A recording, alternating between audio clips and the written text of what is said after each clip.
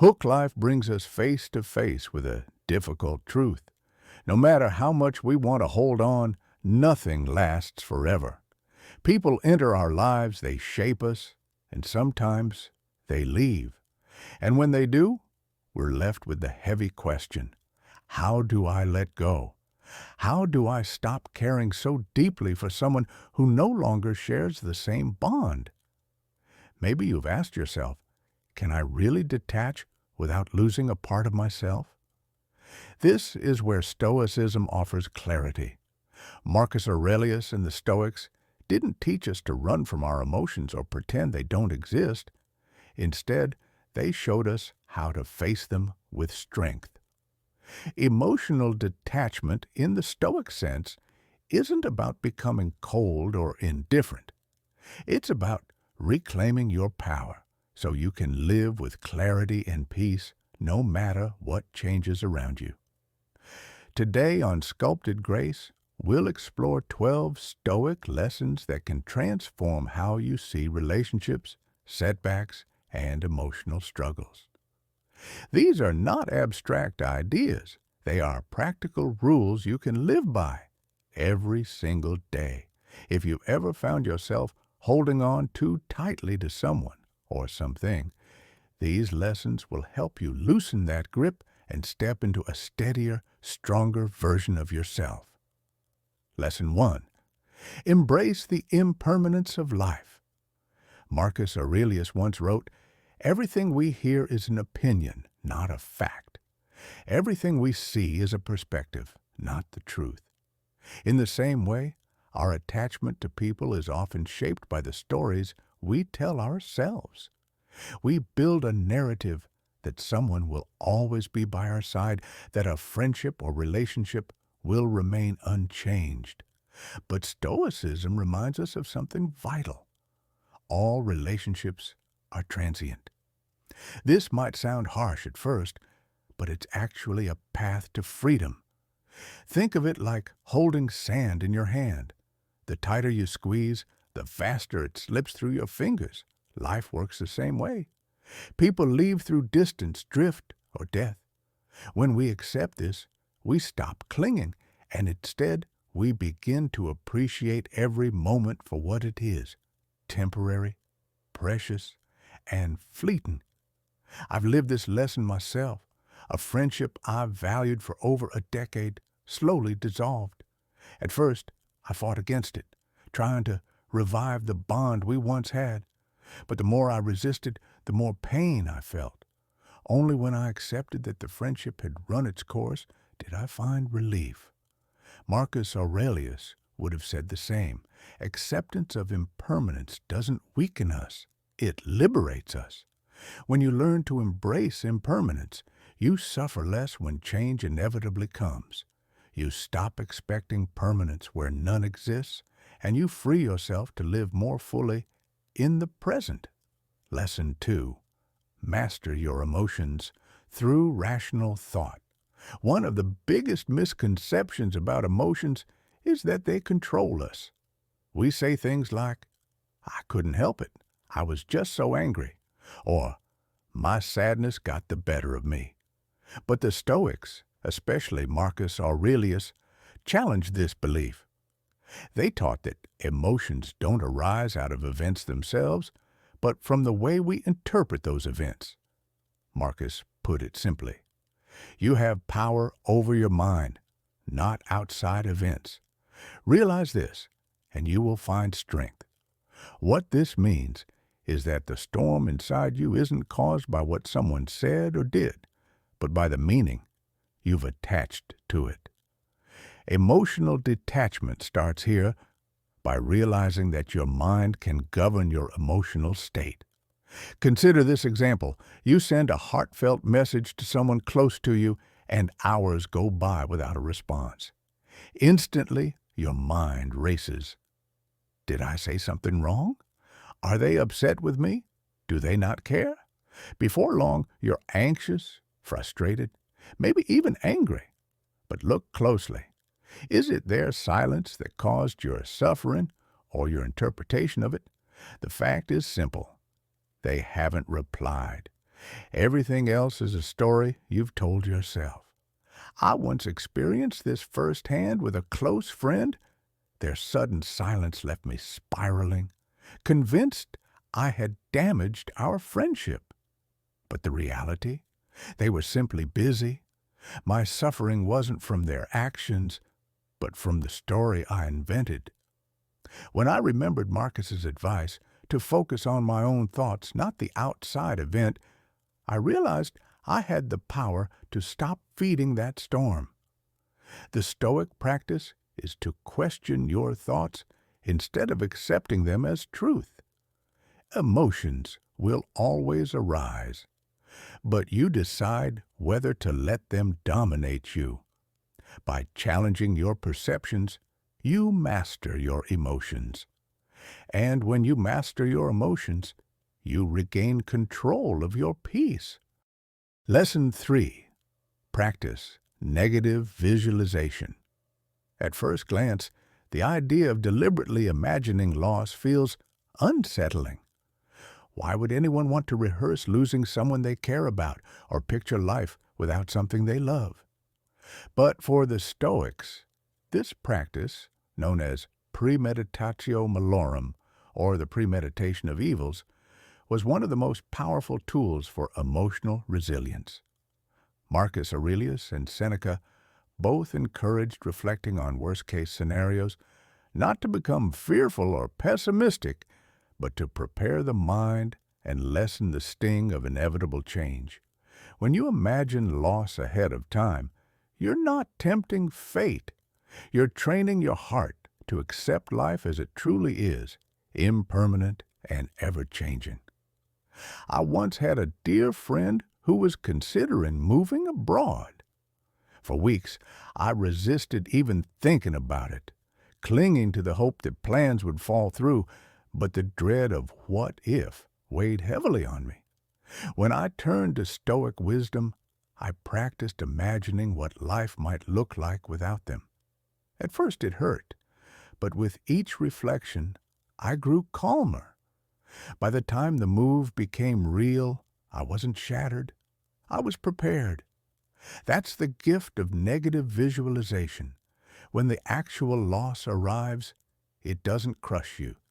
Instead, you can meet it with a calm, steady acceptance.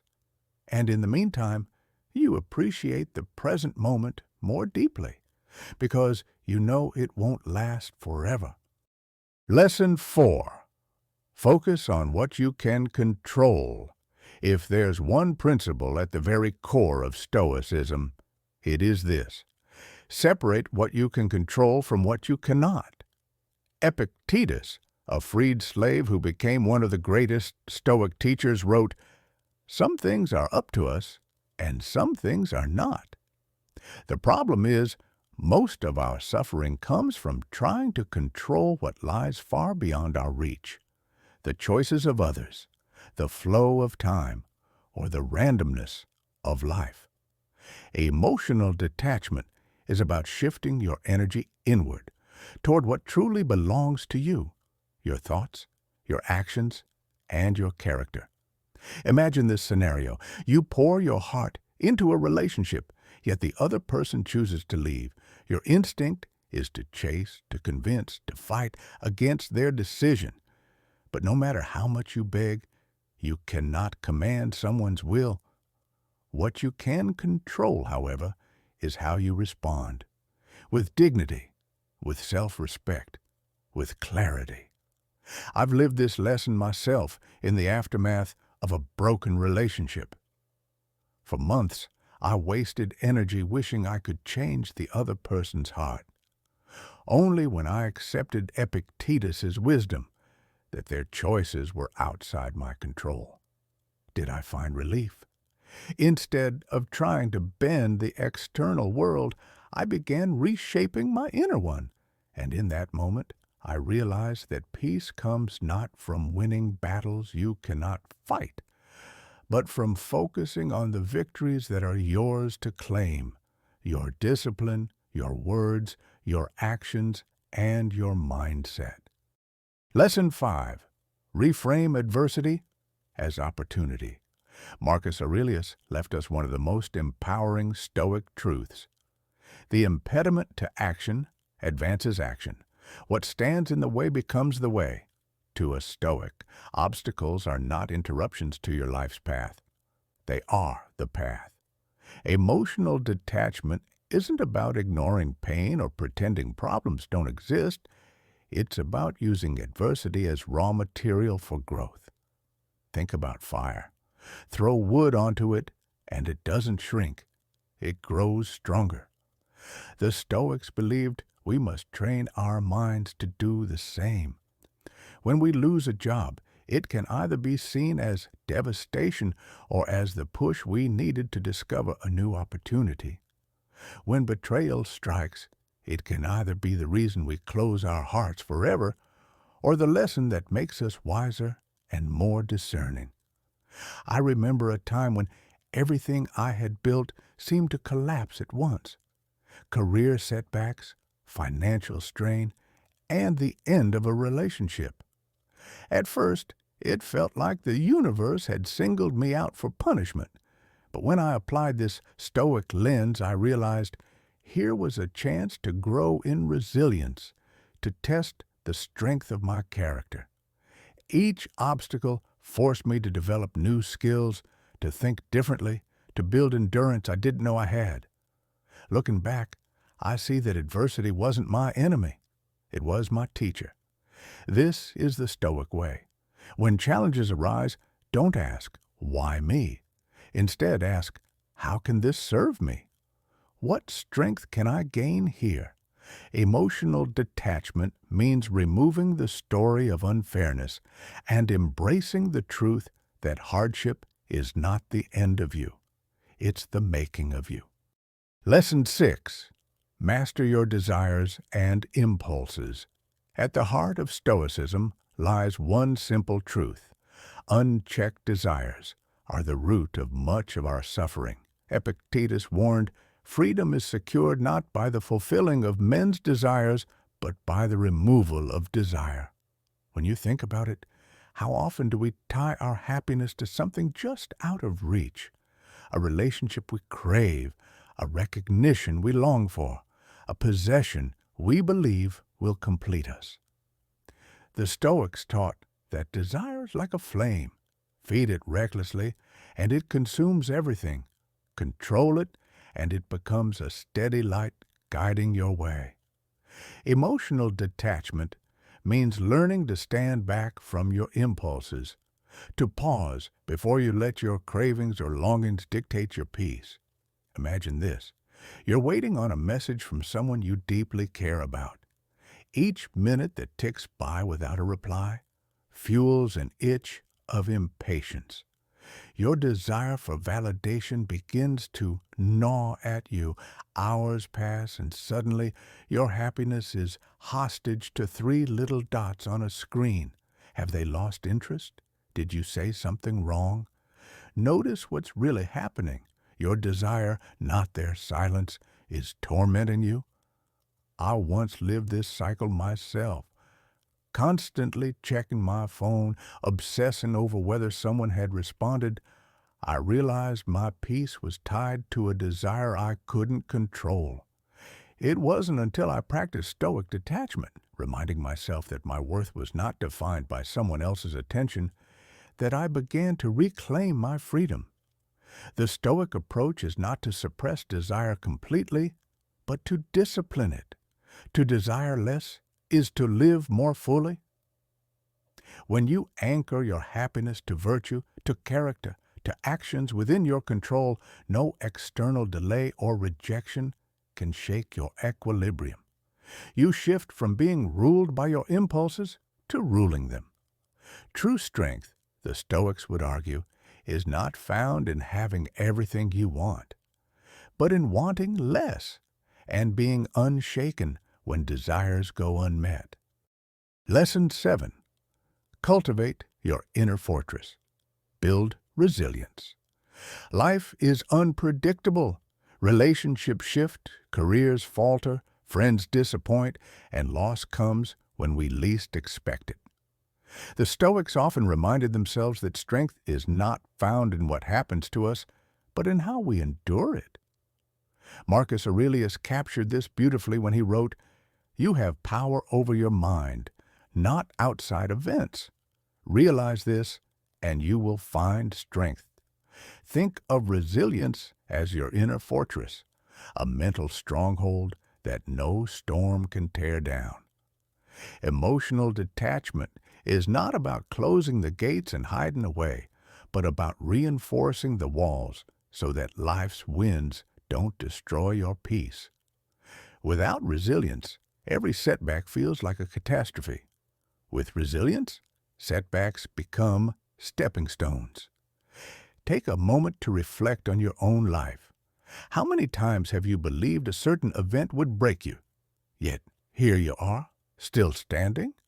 Perhaps it was the end of a relationship you thought you couldn't live without, or a betrayal by someone you trusted completely. In the moment, it felt unbearable. But as time passed, you discovered something remarkable. You were far stronger than you thought. That strength was resilience already within you, waiting to be recognized. I remember when a close friend suddenly cut ties without explanation. The weight of confusion and rejection crushed me at first, but with time and deliberate practice of Stoic reflection, I shifted my focus. Instead of asking, "Why did this happen to me?" I asked, "How can I grow because of this?" Slowly, the pain turned into a lesson. I built resilience not by avoiding the hurt, but by walking through it with clarity.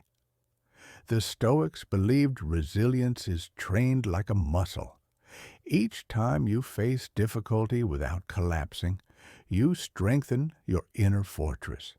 And just like physical training, the more you practice resilience, the more prepared you are for life's challenges.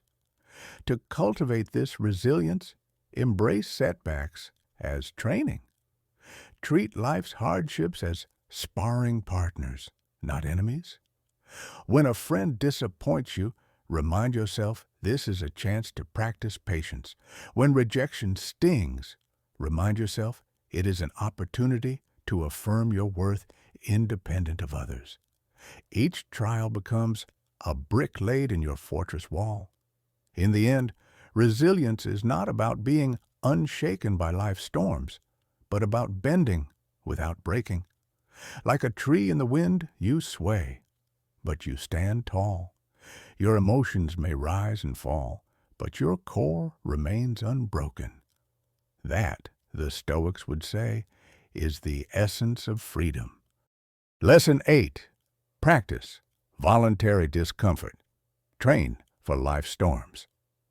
One of the most misunderstood aspects of Stoicism is its embrace of discomfort. At first glance, this seems unnecessary. After all, why deliberately choose hardship when life already provides enough of it? But the Stoics believed that voluntarily exposing ourselves to small forms of discomfort prepares us for the inevitable trials that life will impose.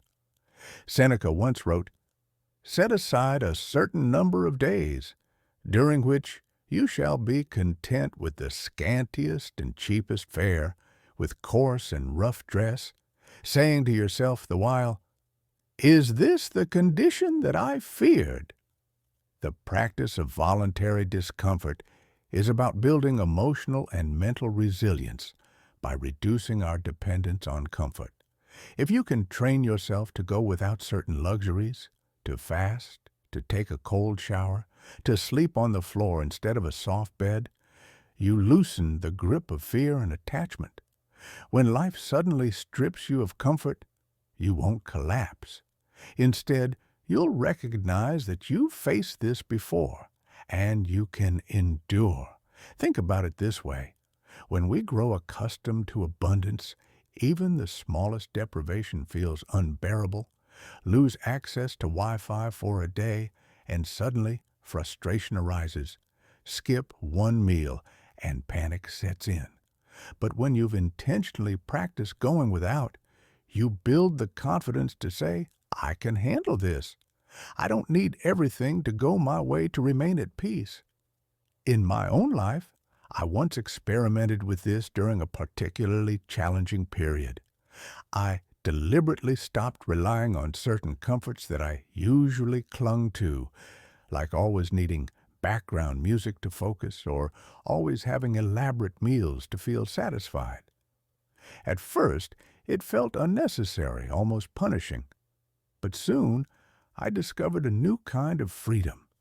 I realized I didn't need constant stimulation or comfort to feel whole. This small training gave me strength later, when bigger challenges came unexpectedly. The Stoics knew that luxury can make us fragile, while discomfort makes us strong. Just like a warrior trains before battle, voluntary discomfort is your training for the storms of life. By practicing this regularly, you become unshaken when life throws real hardships your way. You don't just hope you'll be strong. You know it because you've tested yourself. Voluntary discomfort isn't about punishing yourself or rejecting joy. It's about reminding yourself of your true power, the ability to remain stable and content even without the things you think you need. When you detach from comfort, you discover that happiness is not found in possessions, convenience, or luxury. It's rooted in strength of character and clarity of mind. So the next time life hands you difficulty, a breakup, financial stress, or sudden change, you'll already be trained.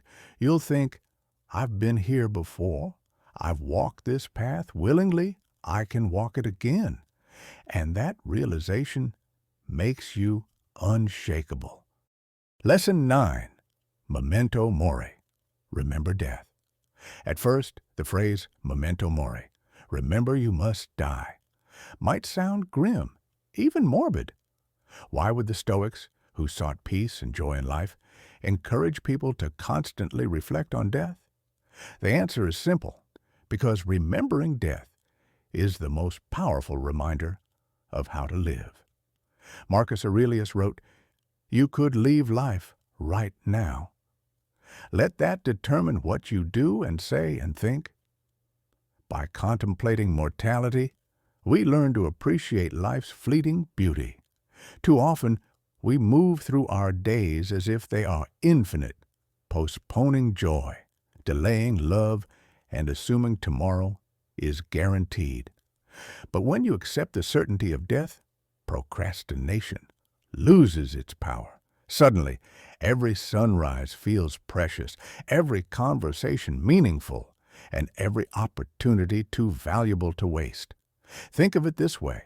If you were told you had only a month left to live, how differently would you act? Would you still dwell on petty arguments, scroll mindlessly through distractions, or hold back your true feelings? Or would you live with urgency, courage, and presence? The Stoics remind us that death is not meant to paralyze us with fear. It is meant to awaken us to life. I once knew someone who lived as if time was endless. They worked tirelessly, always saying, I'll enjoy life later, once I've achieved enough.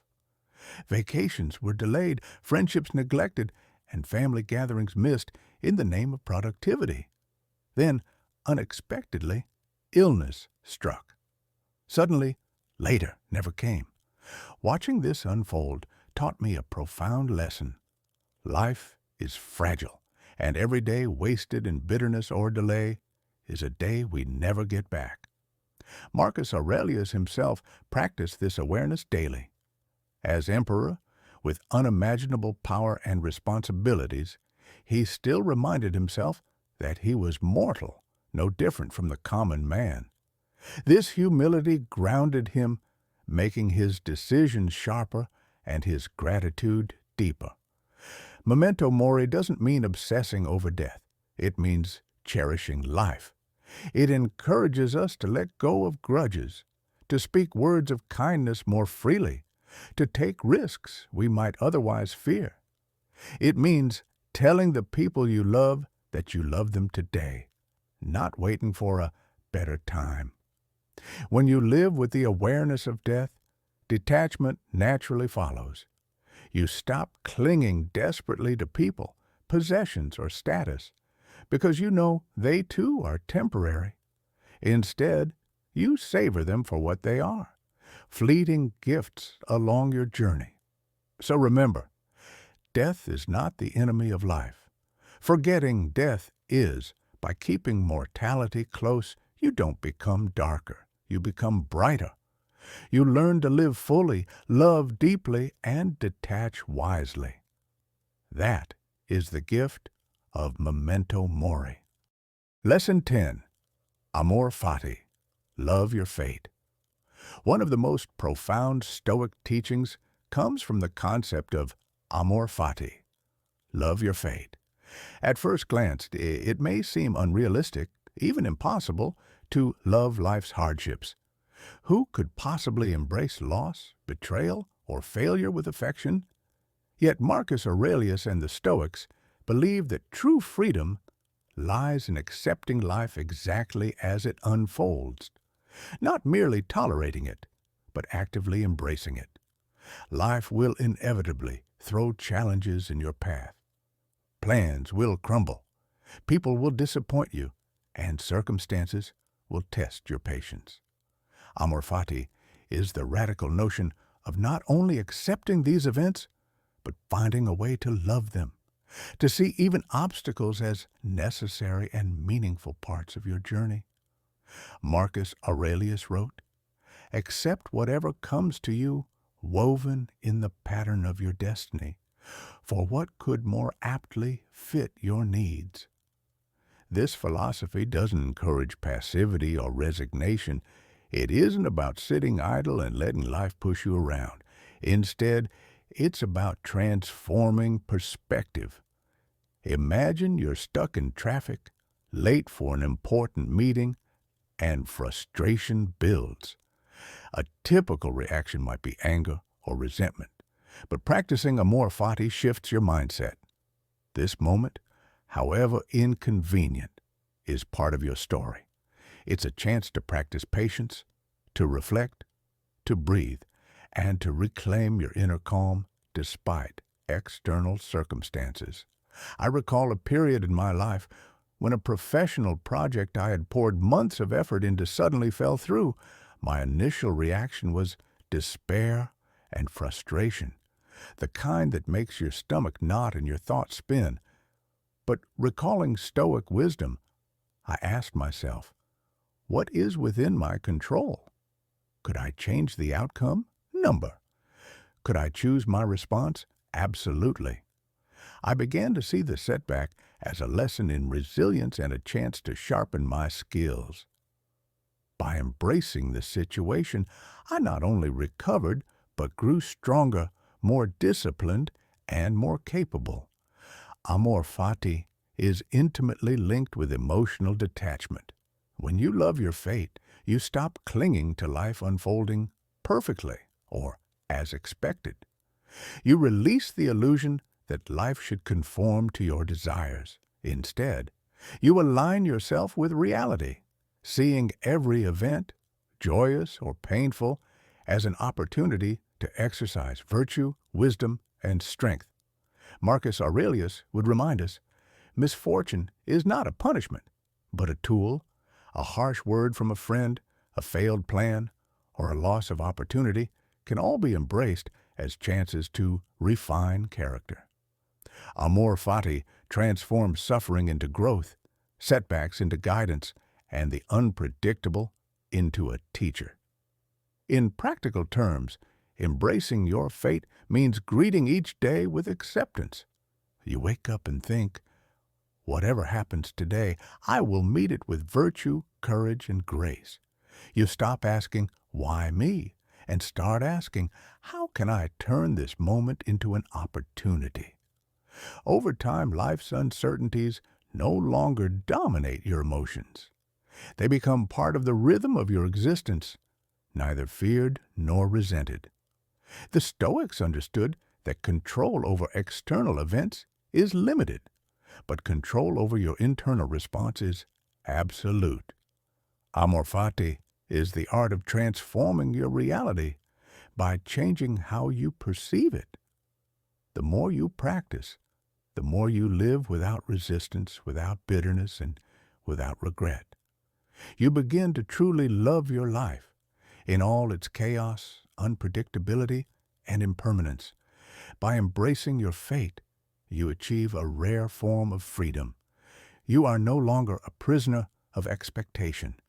You don't suffer needlessly over what cannot be changed. Instead, you find serenity, purpose, and clarity.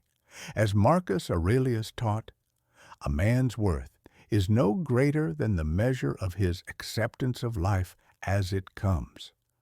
Lesson 11. The discipline of action. Stoicism is not merely a philosophy of thought, it is a philosophy of action. Marcus Aurelius often reminded himself that knowledge without execution is meaningless. Understanding the principles of life, virtue, and emotional detachment is powerful. But the real transformation comes when we apply them consistently. Acting in alignment with Stoic principles is the bridge between knowing what is right and living a life of purpose. Too often, we find ourselves trapped in overthinking. We analyze situations endlessly, waiting for the perfect moment to act. The Stoics would call this procrastination a subtle form of self-sabotage. Marcus Aurelius wrote, "Don't delay. Don't let your life slip by while you hesitate." The discipline of action is about showing up, doing your part, and exercising your virtue regardless of external outcomes or recognition. Consider a situation where someone has wronged you, perhaps a friend or colleague. Your first impulse might be resentment or avoidance. Stoicism teaches that the only thing you can control is your response. Action, guided by reason and virtue. Whether it's calmly addressing the situation, setting boundaries, or releasing resentment, is the only path forward. In my own life, I experienced conflict with a close friend. My initial instinct was to brood, replay conversations, and hope the situation resolved itself. But I realized that waiting or complaining would only prolong suffering. Instead, I chose to act thoughtfully. I reached out, expressed my feelings calmly, and allowed space for understanding. The result wasn't perfect, but my own peace of mind was restored. Action in Stoicism is never about reactionary behavior.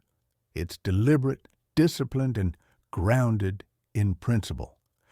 Every choice becomes an opportunity to exercise virtue, whether it's patience, courage, justice, or wisdom. You may face situations where the outcomes are uncertain or unfavorable. Yet the Stoics remind us that the quality of our actions matters more than external validation. By consistently acting with integrity and purpose, you cultivate resilience, character, and trust in yourself. The discipline of action also intersects with emotional detachment. By committing to purposeful action rather than passive reaction, you reclaim agency over your life. You are no longer a slave to circumstances or the whims of others. Instead, your energy is invested in what you can influence, your own conduct, decisions, and mindset. This focus is liberating. You begin to notice that while life's uncertainties remain, your responses are increasingly grounded, intentional, and constructive. Marcus Aurelius would often reflect on the impermanence of time and the futility of delay. Life is fleeting, and waiting for ideal conditions to act only wastes what little time we have. The discipline of action is about honoring that precious time. Each day becomes a practice, acting with purpose, embracing responsibility, and moving forward even when the path is unclear. In practical terms, this lesson can be applied to relationships, work, personal development, and daily challenges. When you feel overwhelmed by emotional attachment or uncertainty, ask yourself, what is the next right action I can take that aligns with virtue and my values? Focus on that action and let go of outcomes beyond your control. Over time, this mindset transforms hesitation into confidence, fear into clarity, and distraction into purposeful effort. By internalizing the discipline of action, you live not in theory, but in reality. You embody stoicism through daily choices, building a life of integrity, resilience, and inner peace. As Marcus Aurelius wrote, waste no more time arguing about what a good man should be. Be one. Lesson 12. Finding Inner Freedom. Stoicism ultimately teaches us that true freedom is not found in external circumstances, but within the mind. Marcus Aurelius often reflected on the idea that while we cannot control the world, we can control our judgments, reactions, and desires. Emotional detachment, resilience, and virtuous action all lead toward this ultimate goal, inner freedom. Inner freedom is the liberation from being controlled by others' opinions, by fleeting desires, or by circumstances beyond our control. It is the ability to remain composed in the face of loss, criticism, or uncertainty. The Stoics believed that most human suffering arises from trying to hold on to what is inherently impermanent, wealth, status, relationships, or approval, rather than accepting life as it unfolds. By practicing detachment, cultivating rational thought, and embracing the discipline of action, we free ourselves from the chains of expectation and dependency. Consider a scenario in which you are deeply affected by someone else's opinion of you, a friend, colleague, or family member. The natural human reaction might be to seek validation, to adjust your behavior, or to feel hurt when their approval is absent. Stoicism teaches that this is a misplacement of control. Marcus Aurelius reminds us, if you are pained by external things, it is not they that disturb you, but your own judgment of them. By shifting focus inward, you reclaim your autonomy. You decide how you interpret events, and in doing so, you gain freedom from external influence. Inner freedom also emerges from detachment from unfulfilled desires. Much of life's anxiety stems from wanting things to be different than they are, wanting permanence where there is none, or certainty in a world defined by change. The Stoic path encourages acceptance, mindfulness, and reflection on the impermanence of all things. By acknowledging the transient nature of life, you stop resisting reality and start acting in harmony with it. In my own experience, practicing this perspective helped me navigate heartbreak and professional setbacks. Rather than being consumed by frustration or loss, I focused on what I could control, my actions, my thoughts, and my attitude, and discovered a profound sense of calm even amidst turbulence.